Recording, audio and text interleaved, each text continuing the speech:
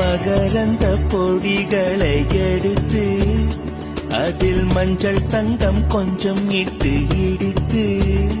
திரு கண்ணம் எங்கும் சுண்ணம் பூசி வண்ணம் செய்தானோ